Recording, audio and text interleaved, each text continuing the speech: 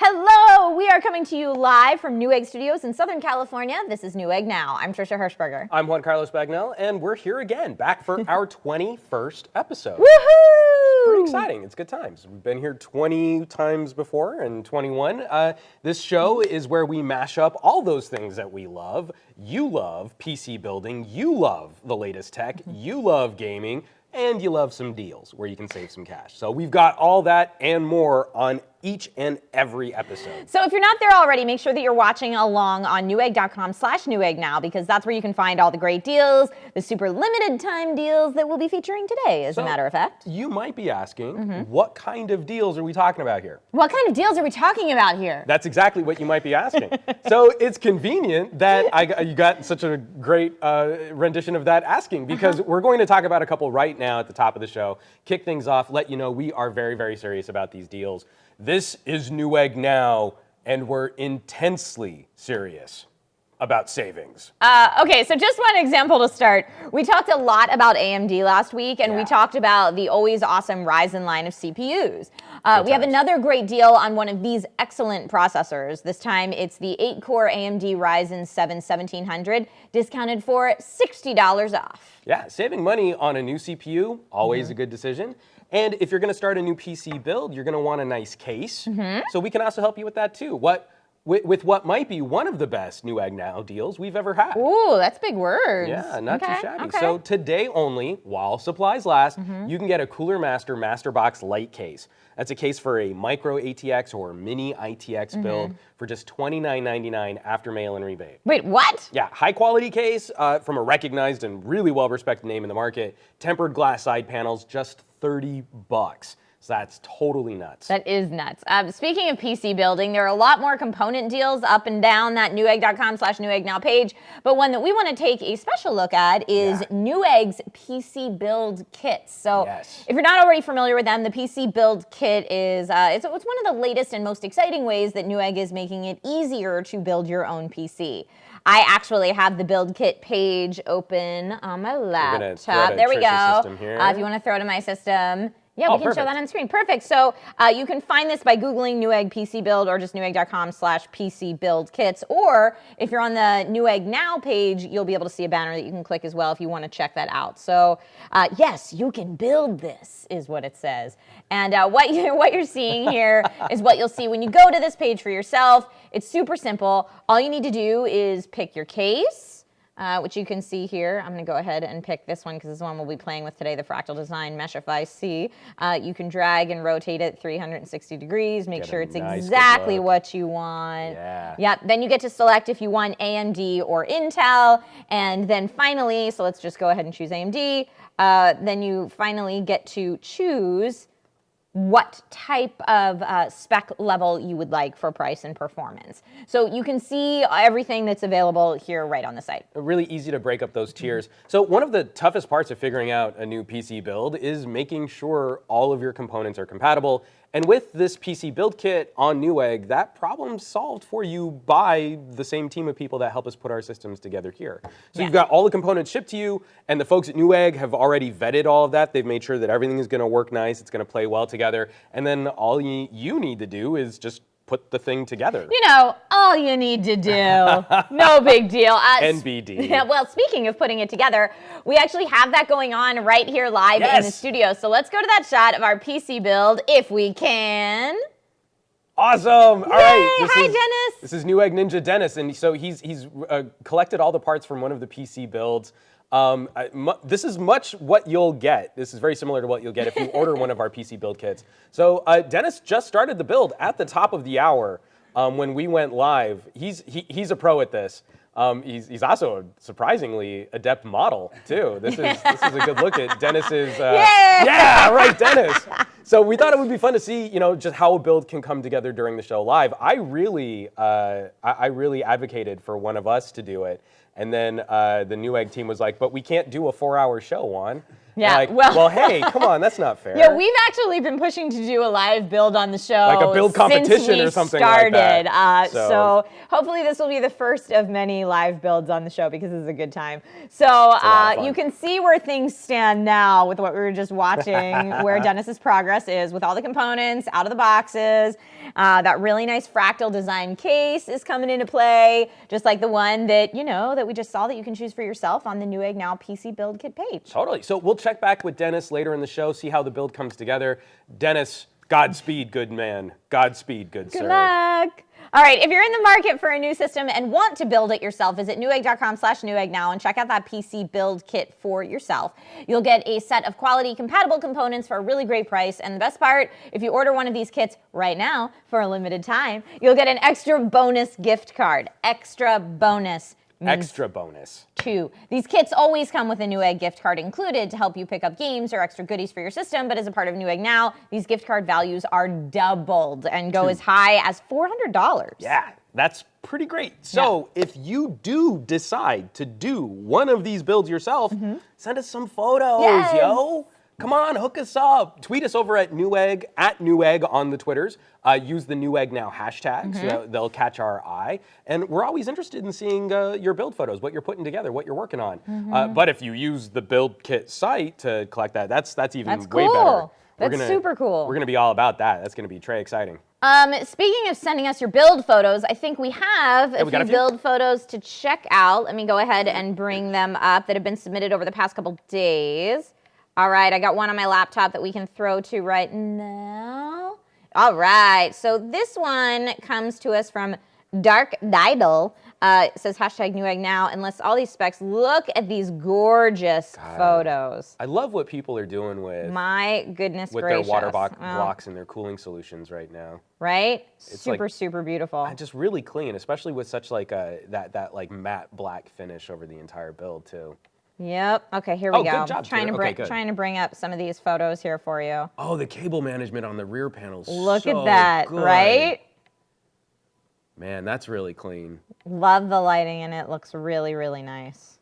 Super sleek. And that's a fun take on like an industrial build, which isn't just like over the top themed for like dystopian future. It's just a really solid. No, I love it. That's absolutely beautiful. And then we had another one sent in from Lincoln Mallet at Lincoln Mallet on Twitter. Says, hey Newegg, got about half of the parts from you. Thanks for the speedy deliveries. Here's the beauty so far. So thank you for sharing. Let's take a look at some of these up close and personal. Very nice, very nice. Got that Razor Snake logo on the front. Yep, and color scheme and the whole thing to go with that Razor build. Very beautiful. Rocking a 1060, good deal. Looks super nice. I like the green ambient lighting too. I know we were talking back and forth with Lincoln a little bit and found out that Lincoln said, I'm super proud of my first build. That's his first build? Yep, and I couldn't have done it without your store. Done. Isn't that awesome? Check this out. So, I mean, especially knowing this is a first build. Not bad at all. I mean, especially getting into, I've been really impressed with especially the photos people are sending in with the consideration for keyboard match and then also ambient lighting. Like his desk lighting. Oh yeah, check out that point. ambient lighting. Look at that, that's great. Good job, Lincoln. Yeah, I love it. Proud of you, buddy. Guys, keep sending those build photos so that we can show them off with the rest of the community. Thank you guys so much to everyone who sent in pictures this week. Coming up next, we'll have a look at the newest, coolest laptops from MSI, so make sure that you stay tuned.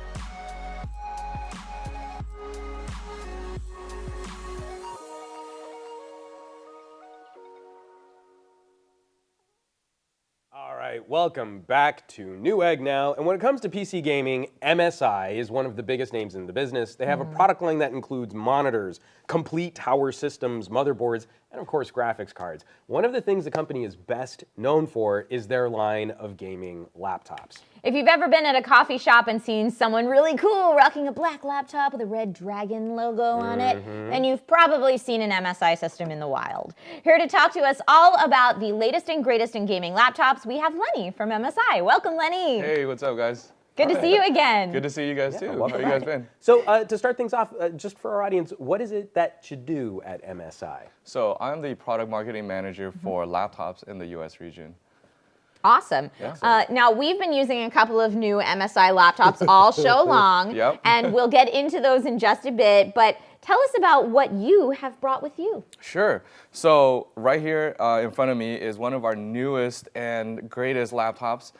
This is the newest GS65. It comes with the 8th gen Intel 6-core CPU. Nice. So it got a whole new, brand new look compared to previous. Oh, that's good. Showing it off because we Yeah. want to see because it's really thin. Look Yeah. how thin that is. No, Yeah. absolutely. This one is 17.7 millimeters thin, a little bit over 4 pounds. So very, very thin, very, very light. So really, really good for somebody who needs a laptop with power on the go. Nice. And what can you tell us about like MSI's design decision and what they were trying to craft here? Sure.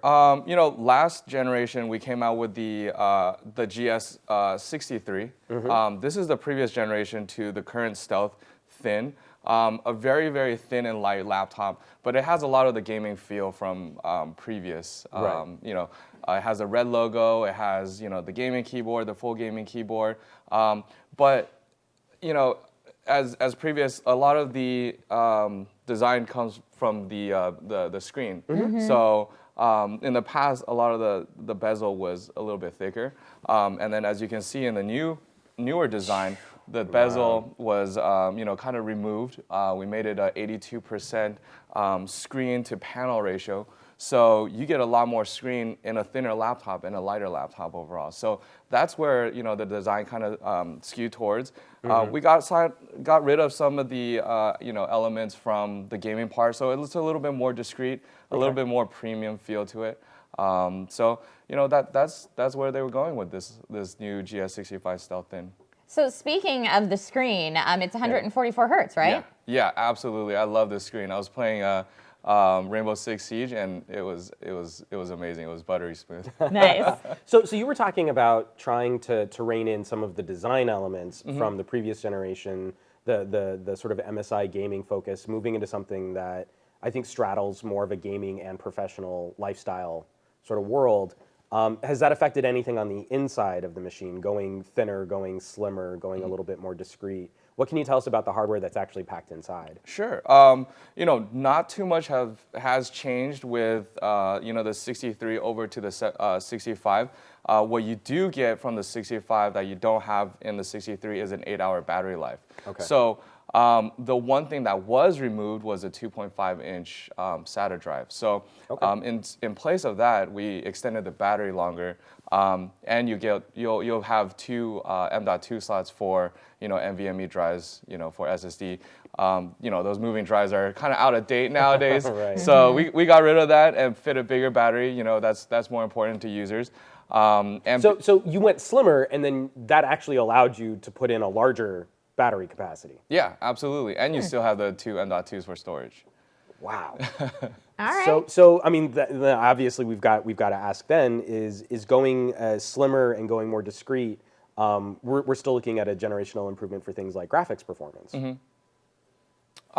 the graphics card that's running on the inside of this is. This is going to be a 1070 Max-Q. So it's going to be the new Max-Q design. The previous version that we also fit was also a Max-Q version. So you'll have a 1060 option as well. So, Okay. Fantastic. Yeah. That's excellent. Now, can you show us the hinge of the laptop in action? How far can the GS65 actually open up? Yeah, sure. So the new design for the GS65 is it will open up to 180 degrees. Wow. And this way, if I have something I needed to show you or we were in a meeting, I can just flip it up. I do Control Alt down, and my screen will flip the other way. And this way, I can be able to show you exactly what I'm looking at. Pretty easily. Nice. Interesting. And so we've also been in being able to like share content and everything too. We've talked a lot on the show too about people who are interested in doing things like streaming. Yeah. So all from one device. What kind of consideration went into stuff like the webcam? You've maximized that screen real estate. You're keeping a very thin top bezel there. Yeah. Is this also maybe a solution that might be good for business conferencing? Absolutely. I think this laptop is good for almost all-around usage. This is a 720p webcam. I know it's not the best and the greatest for streaming, but if you need something portable on the go, you want to talk to your audience, this will do it. If you're more at home, you can always connect a USB accessory, a USB webcam, and you'll get that better resolution. And just like you said, this laptop is geared for those people who want to game, they want to stream and record all at the same time. And then previously with previous processors, 4-core processors, they weren't able to do all three of those things at one time. But now you totally can. That's nice. Great. And I mean, when we're talking about a more portable unit, usually you'll see some type of compromise then in the keyboard. Can you tell me a little bit about the keyboard design? Yeah, so we did compromise a little bit with the keyboard. We removed the numpad. What you can see from this one, you have the full keyboard on this version with the numpad on this side. But because we fit the 15.6-inch screen into a 14-inch body, we got rid of that little part of the keyboard. So it's not too much of a compromise. You still get the great SteelSeries keyboard that has per key RGB, so you can customize each and one of these keys with a color code or a macro that you like. Cool. All right. So not to keep harping on design. Yeah. One of the things I had a question on, like MSI really built a reputation around the black and red. That sort of high-end Italian sports car. Oh yeah. Kind of look. What can you tell us about with the GS65 moving to this different style, like going with different, like a gold accent instead of a red accent? What was the thinking internally as far as making that transition? Yeah. I think internally we're all gamers, and to be able to game at work without other people knowing you're gaming is a great thing, it's a stealth move, I see. Yes, like exactly. So you get a little bit more discreet. You're able to bring this on business trips. You're able to, go in front of business meetings. And that was the real thinking behind it, is that, it's a little bit more premium look. So, you can bring it anywhere you want to go. Yeah, I've heard talk that you may be even going after Mac laptop users with this model. Is that something that was a consideration? It kind of was. Yeah, during PAX, I appreciate your candor. Yep. No, during PAX, just recently, a lot of end users came up to us and was like, "Hey, look, this looks like a Mac, but I'll tell them you have a 1070 in here. You can play all these new games at 144 hertz. It's kind of unheard of in a Mac." Yeah. Right on. So what else should people know about the GS65? So the GS65 comes with some really awesome features. The new Newegg 3 gives you virtual surround sound. And also voice comm. So for example, like if we're on Discord, we're chatting, my game volume is super ramped up, and then I can't hear you, it'll automatically pick up your volume for you guys. Nice. So it won't get distorted or in any way. The speakers on this laptop is awesome, up to 100 decibels, which is really, really loud, and hi-fi audio, which is cool. The cooling is really, really unique. You have Cooler Boost Trinity in this laptop, so you have 2 fans for the GPU and 1 for the CPU. They're passive, so when you're doing light browsing or light editing, it's not going to ramp up until you're actually doing something that's more graphic intensive or CPU intensive. Awesome. Cool. Okay, so that's the GS65 Stealth Thin. That's available for pre-order Yes. right now. Yes. And so anyone who wants one should check out newegg.com/Newegg Now, because it's right there at the top of the page. Actually, you won't be able to miss it. You should not miss it. MSI has a lot of other laptop options to choose from on that page. Lenny, can you please tell us more about the model that I've been using during the show with this amazing RGB lighting on the back? Yeah, absolutely. Ooh. I think that laptop fits you really well. Thank you. This is one of the newest Raiders that we have. It got refreshed with, again, the 8th Gen 6-core CPUs. So it's very, very powerful and portable. The light bars on the back, as you can see, is very noticeable. It's more of a flashy laptop, for those people that want to stream on a set. They want to be at a coffee shop and have people notice them. This is the laptop to get, okay? Are you saying that I'm flashy? Oh, yeah, absolutely. I think he's kind of called it, actually. That's all right. That's all right. Fair. That's fine. Okay. I'm just saying. Yeah.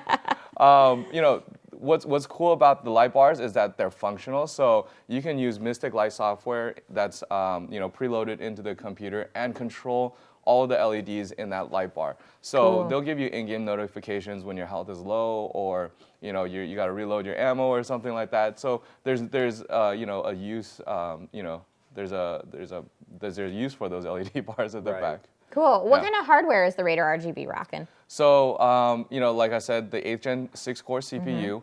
And then you'll get up to a 1070.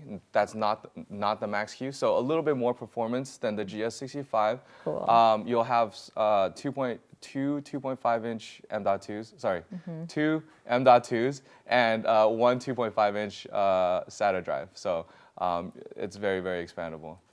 Very cool. Is there anything else that people should know about this unit? I really like that unit because you get the form factor plus the price at a really good ratio. You get the 120 hertz or this 4K screen option. On this GS65 right now, there's only a 144 hertz screen option. Gotcha. So it just really depends on what you like to see and what kind of things you're using the laptop for. Again, the original SteelSeries keyboard per key RGB, so you can customize all of that. And also game mode. So, game mode is a really cool feature on our laptops. Very cool. Very cool. So both the Stealth Thin and the Raider are on that Newegg Now deals page. You can pre-order whichever one you'd like. So let's talk about it. How should people decide which is right for them? Sure. I think if you're looking for something that's really thin, portable, you're going from classroom to classroom, the Stealth Thin is really good for that. If you're going to business meetings, you're showing off something in front of everybody, this is very discreet and very, very powerful for most of 90% of people's needs, right? The GE Raider is a more flashy laptop. If you want to be in class and be like, hey, notice me, and if the teacher's always picking on you, you'll know the reason why. Right, so that's a really unique laptop with the light bars on the back. You get a little bit more graphics performance off of the Raider, which is really great, and you'll get a little bit better cooling just because it's a little bit thicker than the GS65. Okay, now let's say, because that sounds great, but let's say you wanted like a real like that's powerful, but like a really powerful laptop. Yeah. Maybe one of the most powerful gaming laptops ever created in the history of portable computing in enclosure lap style design. I'm just sort of spitballing here, but like a gaming laptop with a mechanical keyboard. Wow. And I'm even just gonna put the hammer down. Like maybe even a gaming laptop with an overclocked Intel Core i9 processor. Maybe even the first gaming laptop. Maybe even the first. I don't know. I mean, like that sounds outlandish. Lenny, would MSI be able to help someone out with a product like that? Based on those specs that I just made up off the top of my head, totally random. Yeah, I think so. I think you're holding it right there. That laptop right in front of you is a monster. Yeah. Is our Titan. Yes, is MSI's Titan right here. I'm pulling out the power cords, the power bricks on this thing. Look at that thing. It's monstrous. This is a kaiju of a gaming laptop, indeed. and I love it. Yeah, this thing is an absolute beast. Yeah, so this is the GT75 VR Titan, Core i9, dual 1080s. Yep. And again, just monster specs. We went through a conversation a couple weeks ago talking about different processors for different applications. What does having an overclocked i9 mean for a product like this and for gamers, specifically focusing on gamers? Specifically for gamers, I think once games start coming out with more like multi-core application and optimization, you're going to see that the 6-core i9 is going to do really well when they're gaming at 144 hertz. It's going to do well while they're gaming and streaming and recording and maybe even having an external monitor connected to this laptop. So this laptop can do almost everything. Like, it'll replace your desktop. It'll run VR wherever you want to go. So it's good for almost all sort of applications. So that is actually, like, I think an important part of the conversation is when we were talking about things like we talked a little bit about in an AMD episode about Threadripper, right? And i9. We're still waiting on game developers to start taking advantage of these mega core beast CPUs, but there's so much more that's been going into the gaming lifestyle on the periphery. Right. So this becomes now like a premier multitasking solution for someone who's looking at the most powerful but portable solution in their arsenal. Oh yeah, absolutely. I think a lot of developers have come up to us and they're using a previous generation Titan, and they want to upgrade to something new. This is it. The i9 with the 6 cores, they're gonna be able to do everything on the road. Video editing, they're gonna be rendering, for whatever they need to do, deep learning, all of those things. So this laptop is it's nicely ahead of the curve for a lot of those applications too. So we're actually waiting for some of these applications to catch up. You're right, absolutely. That's fantastic. So you don't even need to travel with a mechanical keyboard because there's one right there. Please tell us about that keyboard. So I really love that keyboard. Previously, and even now, we have the GT83, which is a little bit bigger version of this one, believe it or not. And it has the full mechanical keyboard. So they're using MX Silver switches, full Cherry MX Silver switches. A lot of people gave us feedback on that laptop, and so we've improved it to the GT75. And we pushed the keyboard up a little bit so that you have the palm rest area. Yeah. We slimmed down the keys. So we worked with SteelSeries to basically build a proprietary switch. Wow. It's still a mechanical switch, but it's very, very similar to an MX Silver. So it's a speed switch, very, very fast actuation, and it feels really, really nice to type on. No, I mean, the entire setup was actually really well considered. I haven't spent a lot of time with this unit right here, but even just the angle, the rake on this, having the palm rests built in, and then having that key switch as tactile as it is, works together really well. Because I was expecting, because it makes a pretty crazy first impression. Yeah. A lot of people were walking into the studio today kind of a little bit shocked Right. at how big this is, but considering how tall it sits, the angles play really well with the sort of actuation, like where my fingers should fall. Exactly. For that. So obviously a lot of design consideration has gone in. There's so much, I mean, we could do an entire episode on Just this on laptop. that, yeah. But what else do you feel people should know about GT75 VR Titan? Like where this fits into MSI's sort of future forecasts on where gaming and content creation are going? Right. So, just like its name, the Titan is our flagship laptop. It's going to be loaded with all of the newest technology. So you get the 4K or the 120 hertz option. You have a mechanical keyboard. You have 1080 SLI.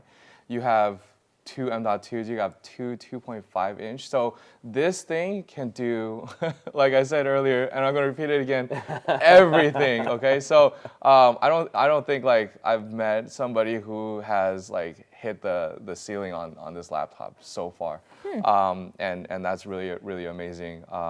And I really don't know what else to say about this besides, it's awesome. Get it. No, I think you guys should be really proud of it. If you got money, get it. Because I've been very impressed. I mean, like, as soon as this episode's done, I'm going to see if I can sneak some more, quality time Yeah. with this machine. Sure. I mean, Juan and I definitely both walked into the studio today and we're like, what is this? So it absolutely is awesome. Lenny, thank you so much for coming by thank you. today and Thank you, sharing guys. all the details on MSI's latest laptops. You're the man. Thank you. Thank you. Yeah. Everyone at home, we've got a lot of MSI products on that Newegg Now deals page, so let's talk about some of what people can get. Of course, right at the top of the page, pre-orders are open now for the Stealth Thin laptop or the Raider RGB. So if either of those caught your eye, place your order now to get it as soon as possible. Shipping should start next week. Yeah. Yeah. So, and there's also one more MSI laptop lower down the page. 'Kay. Keep scrolling, keep going. Good, right there. That was to the audience Got because it. they're on the page, obviously. See, I was working. Anyway, sorry. The MSI GX63 VR. This is a Newegg exclusive model. You won't find it anywhere else. It's got a GTX 1070 GPU, an Intel Core i7 7700HQ, and an RGB keyboard. If you pick it up today with all the promo code savings and a mail-in rebate, you can get it for just $1,349. Ooh, spicy. Too shabby. Well, if laptops aren't your style, then MSI still has you covered. You can get a Z370 Gaming Pro Carbon motherboard for just $149.99. This is a motherboard for 8th gen Intel CPUs. It has Mystic Light RGB covers, gaming heat sinks, and an M.2 shield. Lots more to love about it, and it's about $60 off MSRP when you use that mail-in rebate. And MSI might be best known for their graphics cards. And on that Newegg Now page, we have a GeForce GTX 1070 GPU for maybe the lowest price it's ever been on Newegg. So just $479.99. This is an Aero card, which means it has a stylish black and silver design. Colors will work in just about any build that you might be considering. And that's a great price for a great card ready for high-end gaming, virtual reality, and so much more. And last but not least, for our collection of MSI deals today, make sure that you check out the GK40 gaming mouse and keyboard combo for just $39.99 after mail-in rebate. Pick it up and match all your other MSI gear. Totally. So that's going to do it for MSI. We're going to be back with more deals. We'll check in on Dennis and that PC build. And we're going to talk about some of the big ideas and exciting frontiers in technology. So stay right where you are. We'll be back in just a minute.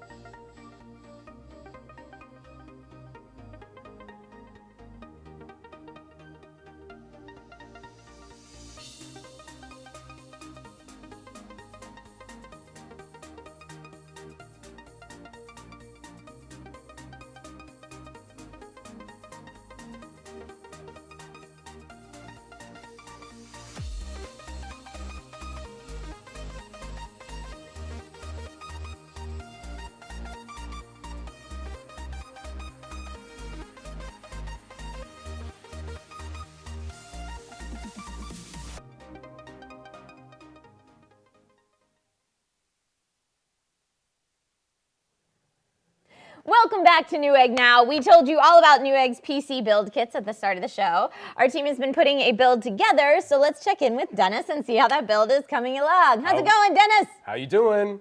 Oh, wow. Oh, man. Holy cow, he is way farther along than I thought he would be. Thumbs up indeed, sir. Dennis, Look, he's nicely shaking his head done. no. He's like, I eat these kinds of PC build kits for breakfast. So, Juan, how long does it typically take you to put together a build? Okay, so it takes me a really long time. But That's my answer, too. That's why I'm laughing. I'm not laughing at you. I'm laughing with you. But it's, to be fair, like it's been so long since I've done like an entire build from scratch that in one day I also have to disassemble the system that I'm currently using, gut it, and then put the components back in. Get it. And they're like, I have to also plan that out so far ahead of time because it's like, I need to know that I don't have to deliver a video that day or there's not going to be a meltdown that day Right. or No, something of course, like because that. you don't want to be without your rig that you need every single day. Totally. Because you're trying new fancy things. No, I totally get it. I get lost in the cable management vortex for hours. Yeah. That's pretty bad, too. That is my sinkhole when I'm PC building, my time sinkhole, if you will. And I always manage to front load that really bad where the beginning of the build, super meticulous, everything's beautiful. going right here. By the end, it's like... It's getting to like 9 o'clock at night and you're like, oh, okay, I just got to cram the last couple things in there and just get this thing to post. Yep. And I can't. I'll fix it later. I'll clean it up later. And then I never do. and then it just stays that way until I have to replace like another component on the inside of the build, and then I'm just replacing that one component, and I never really do get. So I mean, you guys saw pictures. the Valentine's Day video that we did. A lot of that has stayed the same since I originally put that machine together. But Dennis, you're killing it, man. Good We're job, super Dennis. proud of you. We loved it. That's really impressive. So, for those of you watching, make sure you take advantage of the extra bonus double gift card offer with that PC build kit purchase. It's only going to be going for a limited time. It will last through, not just through today. It will be going longer than just today. Through the end of the weekend, I think, while supplies last. While supplies last. Yep. So you want to be on top of it. But this is the time if you want to try and build your own PC. We've got some pretty cool perks for you. Yeah, right? Okay, so obviously when you're talking about tech every single week, you're going to be dealing with some big, complicated ideas. Yeah. Every industry conference these days is dominated with talks about subjects like AI, the Internet of Things, neural networks, and quantum computing. We don't always get into a lot of detail about these subjects on Newegg Now, but it is worth talking about these ideas because they represent the future of tech, PC hardware, and all the things that we do love and talk about. So I want to start off with self-driving cars. Ooh, okay. So this is an area where some of the biggest names in hardware are making a major push. You've got NVIDIA, Intel, Samsung, spending millions of dollars individually on self-driving car technology. Yeah. Well, first of all, have you gotten to ride? Have you done like a demo in a self-driving No, car? I almost did at E3 a few years ago, and then I had a meeting at the exact time that they were willing to pick me up. So I didn't get to do it, did you? So I haven't done one on public streets. Okay. So I did one at a trade show where it was like a Cool. really controlled, and you're like, okay, that was kind of a neat demo. But I mean, like the extent of what I've been able to encounter like in public has been like parking assist kind of stuff, not really self-navigation. But one of the interesting things it has been, and I don't know, like I recently just got a newer car, and you recently just got a newer car. Yes, I did. I went all EV. Well, and so like seeing the level of tech that's risen up on just things like radar assist cruise control has been kind of a big deal. And this is all starting to filter down from some of the tech that's being incorporated. I mean, obviously I don't have like a LiDAR rig on the top of my sedan, but you know, one of the things like I commute down here to the studio pretty decent ways, and it makes my drive so much nicer to not constantly having to like operate gas and brake. Sure, but then there's that personal fear that people have of relinquishing control to an AI. So you know, it's the Uber self-driving car fatality in Arizona, all the questions that raises, and it's an interesting conversation because I feel like if you look at the statistics about how many car wrecks there are on a daily basis, they're so huge. Yeah. And if we take a look at self-driving cars, even if that number is minimal in comparison, I feel like people are still, myself included, going to feel like, yeah, but a human didn't control that. So it's like a machine caused a human fatality, and that's not okay. Even if the fatalities overall or the injuries overall are less. That's right. It's still a very scary idea. And I'm sorry, Nick, I probably should have asked to pull this up, but there was an interview with a Toyota representative where he pointed to something similar, where we could see a number of self-driving fatalities at the same time that self-driving technology should be radically reducing the number of overall road incidents that we get into. But it is terrifying to think I have no control over this. I did a terrible job of summing that up. But that also brings in so I want to throw this to you because we're going to be talking about AI and sort of the differences between different flavors of AI. Yeah. So you've got a self-driving car. There's going to be a liability at some point. We still have an insurance industry. Right. Who's liable? And where does that fall? But then also you're the programmer. I'm putting you on the spot. Okay. You're the programmer. How do you make the decision for the automobile in terms of protecting the occupants of the car versus people outside the car? Oh, no, I don't like it. That's hard, right? I mean, why not both? Yay. Yay, everybody lives. It's a Doctor Who episode. Everybody lives. Yeah, I mean, it raises so many really, really tough questions. Because we have to program some issue that kind of falls into the purview of morality or ethics. Yeah, And I don't know that algorithms, like math, is really up to the challenge in its current state right now to have that fully fledged conversation. I'm of the mind. Okay. And this is a terrible Oh man, sentiment. you're throwing this out there. You're going there. But I'm of the mind that the software controlling the car should try to emulate how the driver might have responded. And Okay. I think the driver would have an interest in trying to protect the occupants of the vehicle. Well, and then a lot of people feel more comfortable if there's some type of manual override. Very true. But what Yes, we've seen absolutely. statistically is a lot of these self-driving cars that have been in accidents, it's usually fault of the user using the manual override. So, you know, are we just are we working against ourselves when it comes to technological advancement? Who knows? But you know what's going to help us figure it out?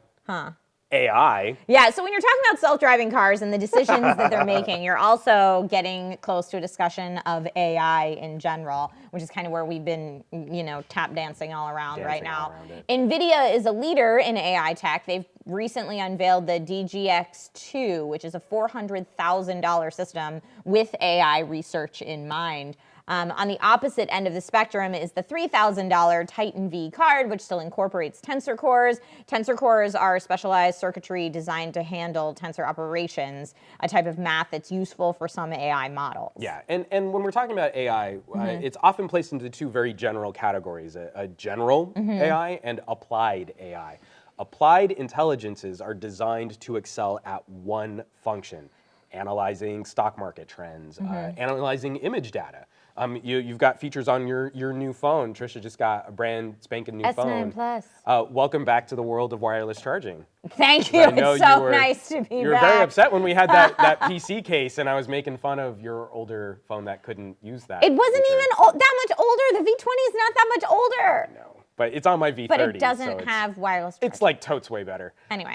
But anyway, I digress. Another specific feature would be something like we were talking about before, self-driving vehicles. That's a very applied kind of number crunching.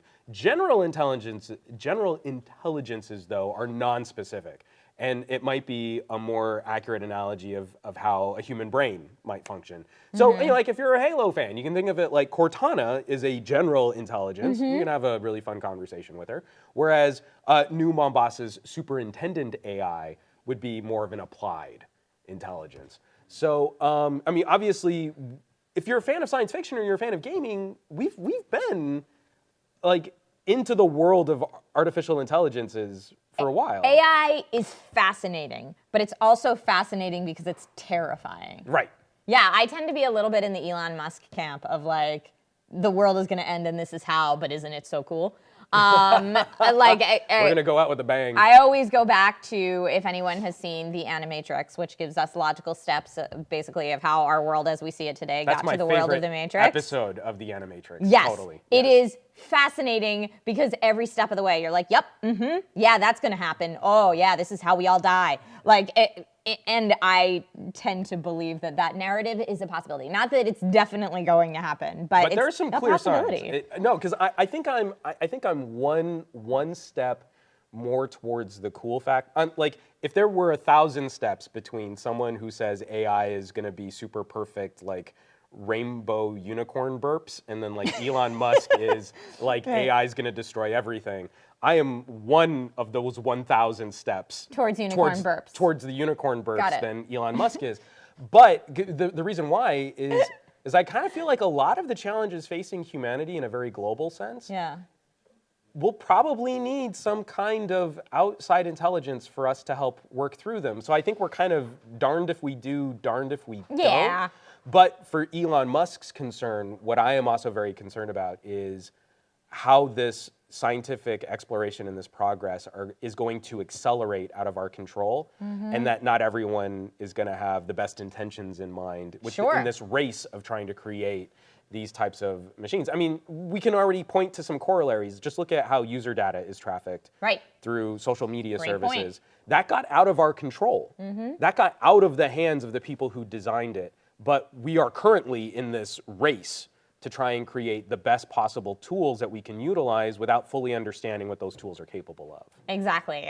So many interesting questions brought up. Thank you for bringing that up. Yeah, that gets completely crazy. Something that is initially progressed because they want to do good Yeah. overall, that in the wrong hands, who knows? I mean, it's the plot of many a comic book movie, huh? oh, totally. It's like the road to hell being paved with all of these wonderful intentions, Totally. which kind of brings us like the road to AI in the home, like with smart speakers and Google Yeah. Home and Alexa. It's always listening. It's always. But it's so helpful. Is it though? Okay, so let's move on from AI and talk about the Internet of Things and smart assistants like Google Home and Amazon Alexa. So asking these assistants things, talking to them during the day, I mean, it can really feel like you're interacting with an AI, although they aren't that technically, at least not yet. Yeah, I mean, you have one. Don't you have Alexa at home? No. thought you So did. I was playing with Alexa Okay. because it showed up on a phone. Got it. So Okay. that was my first experience with Alexa. And I was just going to say what's hilarious is we're having this conversation, your new phone. You're all about Bixby now, obviously, right? Oh, see, look at that face. Yeah, I kind of figured that would kind of sneak in there. Phone assistants are not my favorite. And I will say that not less because I feel like it's always listening, but more because I feel like it takes me longer to achieve my desired end result attempting to use an assistant at the place that it's at. The technical advancement I don't know about place you. that I mean, it is like- right now. I'd rather just type it in. I'll get there faster, and I'm about efficiency. I don't know, like, if you feel the same way, I kind of feel like I've been in a little bit of a holding pattern. Okay. Where the commands that I will voice activate for haven't really changed substantially over the last couple years. I agree with that. Like, it's way faster for me to, fire up a Google Assistant, or, like when I was on a Windows phone, Cortana, and ask her to set a reminder or a timer or something like that. That generally seemed to be faster through a voice action than Okay. going into an app, typing out an Okay. issue, or setting a clock to click down for when I'm boiling pasta or something like that. But I haven't really felt like that's progressed substantially into other facets of my life. I feel like those little short form interactions have kind of stayed in the same place. And they're telling me that I can do all this other cool stuff with my phone. But like you were saying, I can, but actually just using my thumbs is often as faster, and more accurate. And I really give it a college try. Every time they're like, hey, this is a new thing you can do using just your voice. I'm like, great. Cool. So I try to learn what the exact command is, say it the right way. The syntax. So that I can start to incorporate that into my daily life. And after enough fails, I just give up and just type it in. It was on Windows. Sorry, I'm just gonna kind of riff here as old man who used to use a Windows phone. It was when Cortana started doing location in person commands. Like you could say, hey, the next time I'm at a grocery store, remind me to buy milk. And she would say, which grocery store? And I could say any. Right. And I would get an alert. Or I like, hey, the next time I talk to my wife, remind me to ask about the dog's medication. Sure. And if it was a text, if it was an email, if it was a phone call, I would get a little pop-up. Oh, you're talking to your wife. Remember to ask her about the dog's medication. From that point on, I don't feel like this has really infiltrated any other elements of my life. I kind of feel like I've been in this place for a couple of years. I have Cortana on my Xbox One, and I will let you know that she cannot do any of those things on my Xbox One. And the last thing, because we should probably move on because we do have another thing that we're going to talk about here. Yes. The one element that I think machine learning could be kind of interesting for is keeping content on your phone. Okay. So So a lot of this AI processing ends up getting shoved up to a cloud. Yeah. But like on your phone, you've got I think it's the Snapdragon 845. I still have a Huawei that I like to use, which has a special Kirin neural processing unit core. And that's now keeping information on the device. So you point the camera and it recognizes what's on the viewfinder. It's not doing that analysis somewhere else. You give it a voice command, it's not doing that analysis somewhere else. It's keeping it contained to that unit. And I think that could be a really interesting trend in terms of cybersecurity. Okay. Is if we can really start making these things more generally learnable in a lot of our apps and a lot of our data trafficking situations, we have the potential to maybe lock this stuff down a little bit better and safeguard our data a little bit better. fingers crossed. We Fingers crossed. can only hope. So, with a lot of these advancements, you get a sense of, if you're watching a show like this, you're probably as interested in a lot of this stuff as we are. The technology is maybe a little bit ahead of our understanding of the ramifications of the technology that we're using and how these trends are going to affect our health and well-being. We have a lot of conversations about things like eye health. Yeah. You know, you like to rock were the Gunners? Is that you like? So I mean, Yep. like we're now having these conversations about blue light filtering and you know, what sleep best practices so that, you know, you're not having these screens bombard you. And as new parents, talking about how much screen time your children get at such a young Totally. age, and how does that affect them developmentally, and all of And that. building good habits, like Right. don't just stare at a screen this close to your face for hour after hour after hour. Well, another example of this is the effect smartphones and headphones and earbuds may be having on our hearing health. And for more insight on that specific subject, I recently had a chance to sit down with one of the top audiologists in the country, Dr. Allison Grimes, who's the director of audiology at UCLA.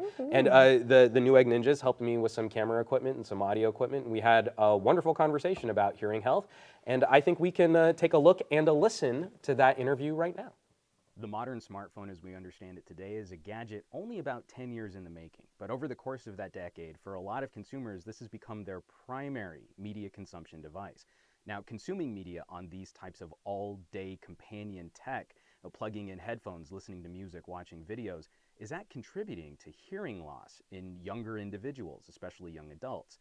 We're here at UCLA in their speech pathology and audiology department to sit down with Dr. Allison Grimes. She's the director of this facility, to ask her about hearing prevention, hearing loss, and some of the stigma surrounding the treatment that patients are looking for. Dr. Grimes, thank you so much for sitting down with us today. As the director of audiology here at UCLA, what are some of the contributing factors to hearing loss? Well, I mean, starting at the very beginning, hearing loss is the most common birth condition in infants. It occurs in about 2 to 5 out of every 1,000 infants and young children. On the adult side, the biggest contributor on the young adult and adult side is noise-induced hearing loss. Okay. So there are other contributors. It can be disease, it can be genetics, it can be the byproduct of an infectious problem or a surgery. Okay. But noise is the number one factor. What are some of the misconceptions that some of your patients might have, especially in that young adult window, that is contributing to this or might be affecting or exacerbating this? Well, there's an interesting phenomenon called temporary threshold shift. So you go to a concert, you're in a concert for 3-4 hours, you listen to a lot of loud music, you come out of the concert and your ears feel like they're ringing, they feel stuffy, you feel like things sound muffled. And then after a day or two, the ringing goes away and that muffled sensation goes away. And then people think, oh, well, I'm fine now. It was just temporary. Well, it's not. We know that every exposure to intense noise causes some degree of permanent damage. And so repeated exposure to intense noise ends up causing a frank hearing loss. Okay. So the ear really doesn't recover from exposure to loud noise, even though perceptually it might gets feel, better, it feels like it gets better, but the ear itself doesn't actually fully recover. What would be your guess on some of the different audio technologies that we've seen for like headphone manufacturing and speaker manufacturing, things like noise reduction technologies? Do you believe that those would help contribute to healthier listening experiences, or do you think that they're exacerbating the duration that people are listening? I think you just hit the nail on the head. I think because we can now stream our music, our phone calls, our podcasts, whatever we want, we can now stream them into earphones. So the fact that people can be plugged into their earphones from the time they get up to the time or after the time they go to bed, depending on what they're listening to, there's actually the opportunity to have more sound exposure.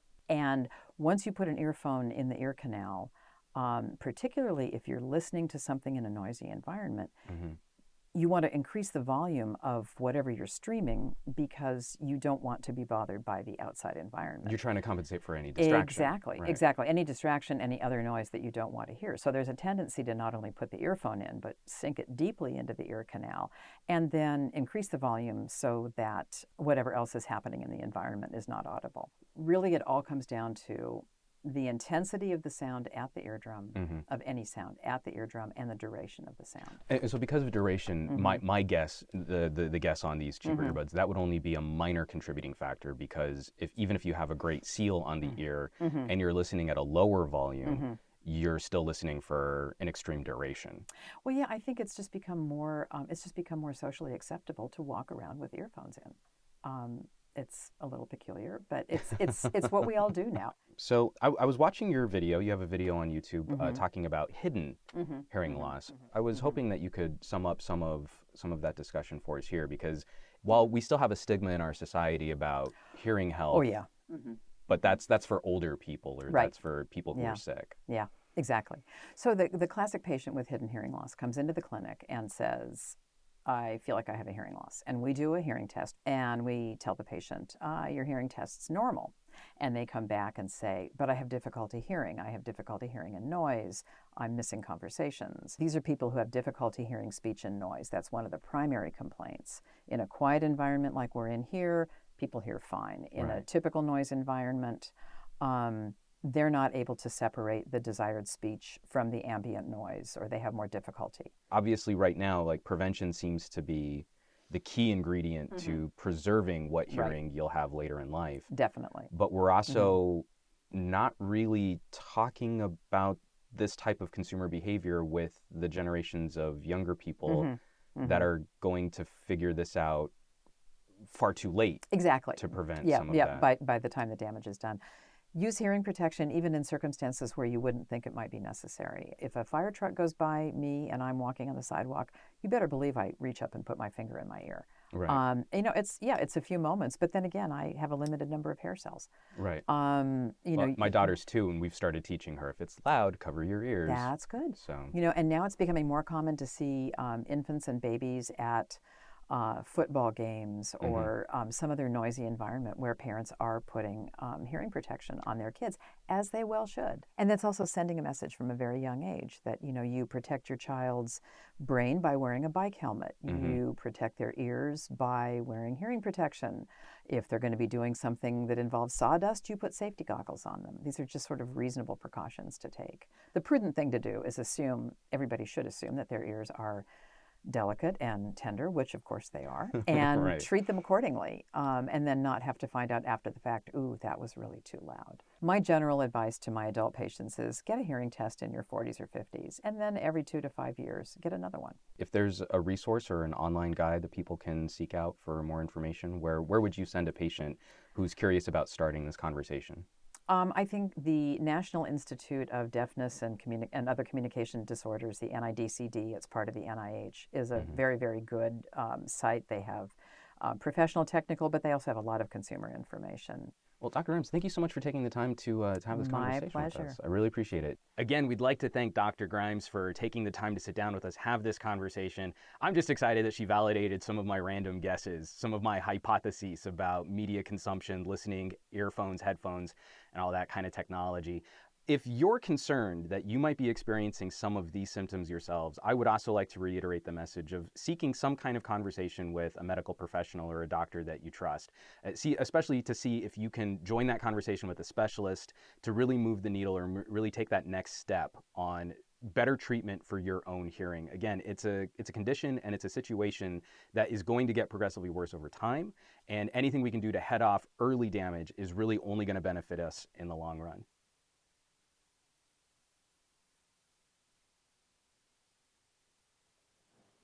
Nice job, Juan. I was so excited to do that. Obviously I'm an audio geek, and so this is a conversation I've been wanting to have for a little while. Yeah. And I just really a huge appreciation to Dr. Grimes just being so candid and so accessible with that conversation. And some of those points, I like it when I'm right. I think everyone does. Yeah. And so just some of those guesses that we can now sort of start to hone in on. Right. Because 10 years is not a lot of time. From the early days of the Walkman to the modern incarnation of the smartphone as we understand it today is not a lot of time to study these trends. Absolutely. And to have a good understanding or a good handle on what a best practices should be. But we do have some general ideas that we can point to say there's something concerning happening, and it might only just be some minor changes in your behavior. that can result in a much better outcome for people. But the more we talk about it, the better. The more we can try to stay conscious about protecting your ears, protecting your hearing, teaching your kids to do the same. Yeah, definitely. Okay, so we are almost done with the show today, but we just have a few more deals that we want to talk about before we go, and then we're going to check back in with Dennis. And there are some really interesting deals today that we haven't talked about yet. First off, we have one great RAM deal. One of our favorite lines of memory, the Corsair Dominator Platinum, is on sale. You can get 16 gigabytes of this DDR4 3000 speed RAM for almost $40 off right now. Not bad. And if you're looking to put together a new rig, you're going to need access to power. And Corsair has you covered on that front too. Right now we have the Corsair HX1000 1000 watt power supply for $60 off. PSU is 80 plus platinum certified, fully modular. You want to make sure you check that out. Keeping with our Corsair theme, we have a great all-in-one CPU cooler available too. Today we have the Corsair Hydro Series H50, a high-performance 120mm liquid cooler. This will only fit Intel chips, so keep that in mind. And it's just $39.99 through the end of today only. And maybe you're a fan of integrated cooling. And if so, you should check out Deep Cool, who are known for their mad scientist-style cases with sophisticated integrated CPU coolers. I'm sort of doing hand Tai Chi origami to illustrate that. Okay. The Deep Cool Gamerstorm Genome Mid-Tower case is one of the coolest, literally and figuratively. Yeah, right? I didn't write the script, but I added that little note in there. So you've probably seen it with the awesome DNA-looking strand in the front. That's attached to a 360mm cooling system that will keep your system nice and chilled. Very unique looking case, and it's super popular. So if integrating cooling wasn't enough, it also comes with an EVGA 80 plus gold 750 watt semi-modular power supply along with it. It's a great start to a brand new system, especially if you already have a board and a chipset in mind. You maybe already have them, they're ready to get mounted. Discounted set, the Deep Cool Genome case and the 750 watt EVGA power supply, available now for $100 off. So make sure you head to the Newegg Now page to get that promo code, the promo code you need.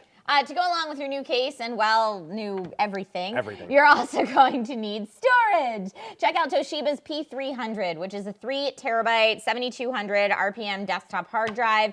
This HDD is on sale right now for $25 off, or if you'd rather go the solid-state drive route, then we've got a 480 gigabyte Mushkin Triactor SSD for about $25 off. Nice. So that's just about everything you need for a fancy new build. Yeah, am I right? What else do we have? Put together a computer for that. But you know, something outside, a little different. Okay. We also have the Pogo Cam. This is one we've been kind of passing around the Newegg offices, playing with a little bit too. It's a tiny removable camera for your glasses. Allows you to take 5 megapixel photos, 720p video from a camera that's smaller than a tube of chapstick. Okay. It's kind of cool. And it attaches to your glasses magnetically. You just kind of snap it on there, and you can use it with the free Android or iPhone app. It could be a lot of fun. All right. Neat. And one more time, make sure you go to newegg.com/NeweggNow today, or go right after the show if you aren't already there, and check out all of the deals and promo codes that you need if any of what we've talked about today sounds like something you need. Yeah, and it probably is. I know it's stuff that I need. But before we sign off, we got to check in with Dennis one more time, see how far he was able to get with his PC build over the past hour. Yes. 1 hour. What do we got, Dennis? Hey! Oh, man! Oh, what? Looking good. Man, you got that all put together. Man, it's like you do this for a living or something. Right? Oh, that looks awesome. That looks Congrats, great. Dennis. I feel like next time we do a PC build on stream, we need like a PIP going of the whole thing, just so people can watch it. So maybe we'll incorporate that into a future episode. And I want to be honest here. Like, this wasn't like we just had a built system under the desk, because we were able to hear. Because like he's not getting picked up on our mics, but we were able to hear him really going. And as soon as the camera was off him, it was just this flurry of activity on the side. He's like, that dude is rocking it. He is putting that thing together like a madman. So good job, Dennis. Very impressive. So obviously we love PC building around here. So remember, to you, all of you at home or anyone watching, send us your build photos so that we can see your builds on Twitter @Newegg with the Newegg Now hashtag. And thanks to everyone out there watching. Thanks to Lenny from MSI for joining us and giving me this amazing GT75 Titan to take home. I was that was a really considerate thing that he did. That was pretty sweet of him. And everyone behind camera right now is going, shut it nope, down. can't do it. Nope, not okay. I think they're getting tired of me making that joke, but I'm gonna keep making it. And just in hopes, you're playing the numbers game. Exactly. I mean, At some if point. you don't ask, the answer is always no. All right, keep knocking. I want a major shout out, a major thank you to Newegg Ninja Dennis for joining that build, because we put him on the spot. Yeah. He rolled up to work this morning not knowing that this we is were what like, he was gonna hey, do. you want to build a PC Lab on the show? And of course, as always, every week, a huge shout out from Trisha and I to the team here Yes. for putting together an amazing live stream, a great show, and making us look good. And we Thank couldn't you, do guys. it without you, Newegg Ninjas, backing us up. So we'll be back next week. Some amazing topics to talk about. We're going to be talking to EVGA and Servios for some VR commentary coming your way. Yeah. And this has been Newegg Now, and now you know. Bye, guys. Bam.